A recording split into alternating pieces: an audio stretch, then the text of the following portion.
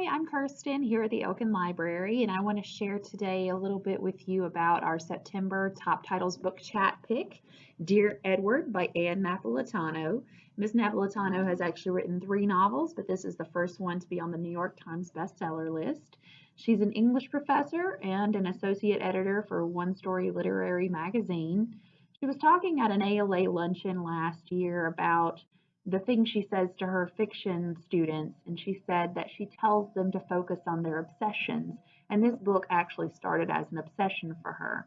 She was obsessed with a story from 2010 about a plane that crashed in Libya, and there was only one survivor from that plane crash, a 9-year-old boy named Reuben, who actually was ejected from the plane and landed about a mile away from the wreckage. He had a punctured lung and a broken leg, but that was it. And his aunt and uncle came from Holland to take care of him. He was shielded very well from the paparazzi and from the news stations. And so the Dear Edward was born from this. Dear Edward is a story about a 12-year-old boy named Edward who gets on a plane with his parents and his older brother, and they're flying from New York to LA. They're actually moving to LA, and the plane crashes somewhere in Colorado. And Edward is the only survivor out of 192 passengers.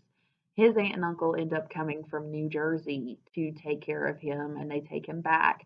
And so this story is told in parallel chapters. So you get to see the before the plane crashes, but then you get to see the after effects.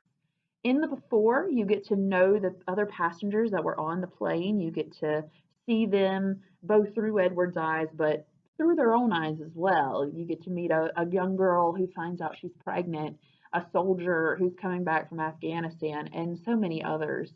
And then in the parallel chapters, the after effects, you see Edward wake up in the hospital. You see him go through this journey of getting better physically, but also getting better emotionally. When his aunt and uncle take him back to New Jersey, he meets the next door neighbors, Shay, who's also a 12-year-old, and Shay's mother. And he ends up becoming very close with Shay. Shay ends up being an anchor for him during this traumatic time.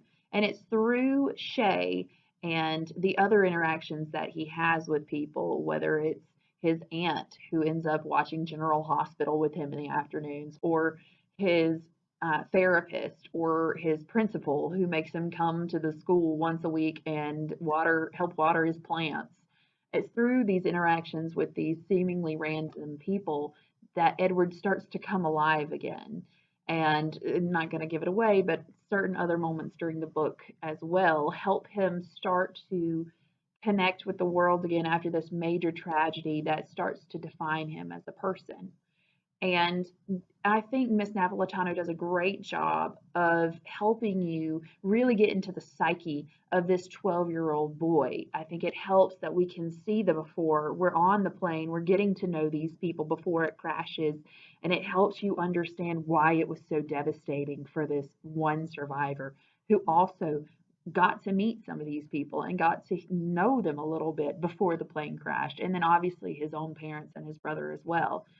And it helps you really understand just how tough this journey is for Edward and how tough it will be. And you get to see this through his entire arc. And I think she does an amazing job. This book is truly wonderful. If you have a chance to read it, I highly recommend it. We have copies here at the library if you'd like one. And we also, every fourth Thursday of the month, we meet for our Top Titles book chat. Everybody's welcome. Just go to our Facebook page and check it out. So I hope you have a chance to read it. Thank you so much for joining me today. Bye bye.